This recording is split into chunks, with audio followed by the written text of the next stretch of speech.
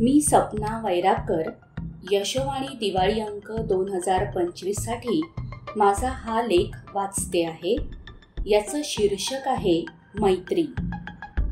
यारो दोस्ती बड़ी ही हसीन है, ये ना हो तो क्या फिर बोलो ये जिंदगी है. या वरच्या ओळींप्रमाणेच आपल्या प्रत्येकाच्या आयुष्यात मैत्रीचं महत्त्व आहे. मैत्रीची सोबत असेल तर आपलं आयुष्य सुखकर होतं. मुलांच्या मैत्रीबद्दल नेहमी बोललं जातं.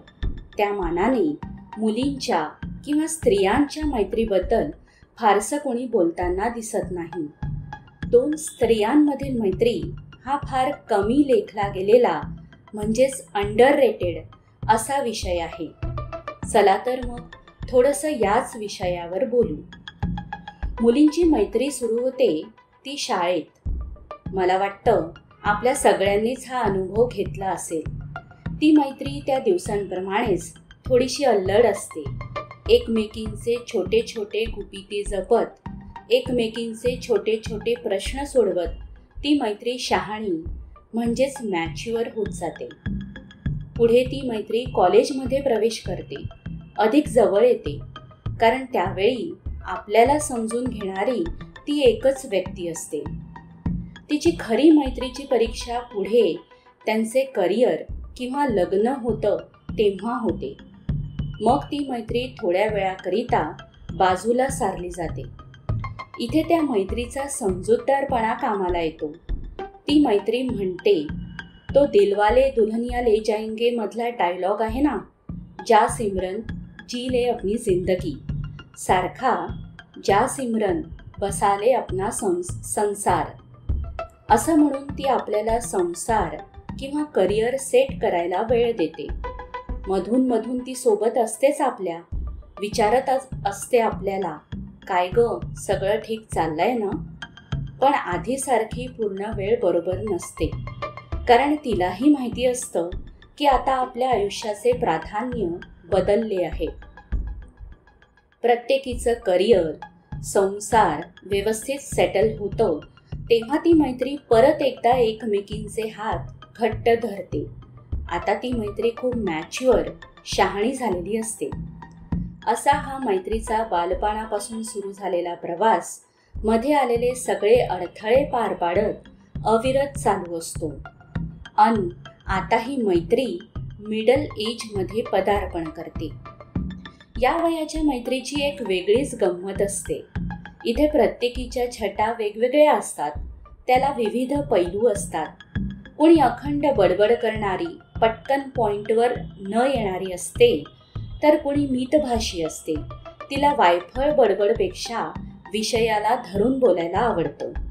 कोणी बिनधास्त असतं. प्रत्येक गोष्टीवर तिचे मत असेलच असं नाही, पण तिच्या आवडीचा विषय निघाला की तिची कळी एकदम खुलते. तर कोणी सर्वज्ञानी असते. तिचं प्रत्येक विषयावर स्वतःचं असं परखड मत असतं. ते बदलवणं सहसा कुणालाही जमत नाही. कुणाला नेहमीच परफेक्ट राहणं आवडत असतं. तिला शॉपिंगमध्ये भारीच इंटरेस्ट असतो. तर कोणी एकदम मदरली फिगर असते, प्रत्येकाची काळजी करणारी, काळजीवाहू सरकार. पण दरवेळी आपल्याला तिच्या सल्ल्यांचा फायदा होतच असतो. कोणी धीर गंभीर असतं, पटकन कुणाजवळ मन मोकळं करत नाही. त्यांना आपला विश्वासाचा हात देऊन बोलतं करावं लागतं. एकदा का मोकळे झाले की त्यांच्यासाठी ती मैत्रीची जागा नेहमीसाठीच विश्वासाची होऊन जाते. कोणाची देवावर अपार श्रद्धा असते की आपल्याला अचंबित व्हायला होतं. एक गंमत सांगते. आम्ही मैत्रिणी एकदा रेल्वेने प्रवास करत होतो.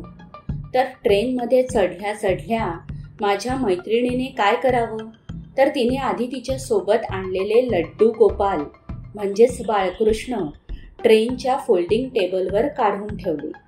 जे पण खाण्याचे पदार्थ आहेत ते आधी प्रसाद म्हणून तिच्या बाळकृष्णाला दाखवले आणि मगच आम्ही खाल्ले. ते बघून मग आपल्यालाही वाटत राहतं की यार हिच्यासारखी भक्ती आपल्यात का नाही. आपल्यात तो भाव का नाही? तर अशा सगळ्या वेगवेगळ्या स्वभावाच्या सख्या असतात. जेवढं आपलं मैत्र वाढत जातं तेवढे आपण प्रगल्भ होत जातो. म्हणूनच म्हणतात, हर एक फ्रेंड जरुरी होता है. खरं सांगायचं तर या मैत्रिणींचं आपलंच एक छोटंसं जग असतं. त्या जगात एकमेकींचे प्रश्न सोडवले जातात, समुपदेशन म्हणजेच काउन्सिलिंग केलं जातं, अनुभव शेअर केले जातात. कुणाला काहीही प्रॉब्लेम आला तर त्यावर हमखास सोल्युशन मिळतंच या जगात. अशी ही मैत्री, हिचं रसायनच वेगळं असतं. जिच्या जवळ आपण आपल्या मनातलं काहीही फिल्टर न लावता बिनधास्तपणे बोलू शकतो, ती मैत्रीण. आणि ती हक्काची जागा म्हणजे मैत्री. मग तीही आपली सगळी बडबड निमूटपणे ऐकून घेते, कारण तिलाही नक्की माहिती असतं की हिचं मन जोपर्यंत पूर्ण रित होणार नाही तोपर्यंत ही शांत होणार नाही. सगळी बडबड करून झाल्यावर मग आपणही रिफ्रेश होऊन पुढच्या कामाला लागतो. असं हे मैत्रीचं टॉनिक मधून मधून चमचाभर घेत राहिलं तर आपणही ताजेतवाने राहतो. असं म्हणतात, एखादी मैत्री 7 वर्ष टिकली तर ती आयुष्यभरासाठी राहते.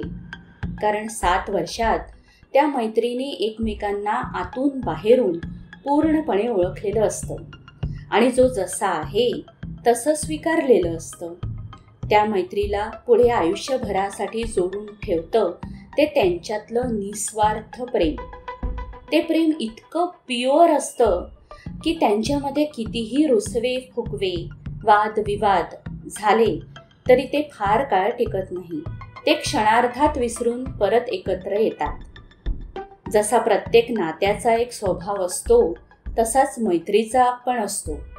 मैत्री या एकाच नात्यात बाकीच्या सगळ्या नात्यांचे स्वभाव आपल्याला अनुभवायला मिळतात. जसे आईबाबा आपल्याला प्रेमाने समजून घेतात, कधी कधी रागवतात, तसेच मैत्री आपल्याला समजून घेते, वेळ पडली तर आपले कानही पकडते. जसा नवरा आपल्यावर हक्क दाखवतो तशी मैत्री पण दाखवते. बहीण भावांसारखी मैत्री आपल्याला चिडवते. म्हणून तर म्हणतात ना, प्रत्येक नात्यात मैत्री हवी, म्हणजे ते नातं अजून छान खुलत जातं. तर अशी ही मैत्री ज्यांच्या वाट्याला आली असेल ते खरंच नशीबवान म्हणावे लागतील. आणि ज्यांना अजून गवसली नसेल त्यांना ती लवकर मिळो ही सदिच्छा. कारण ती कुठे शोधून सापडत नाही, तर आपसुकच आपल्याकडे यावी लागते.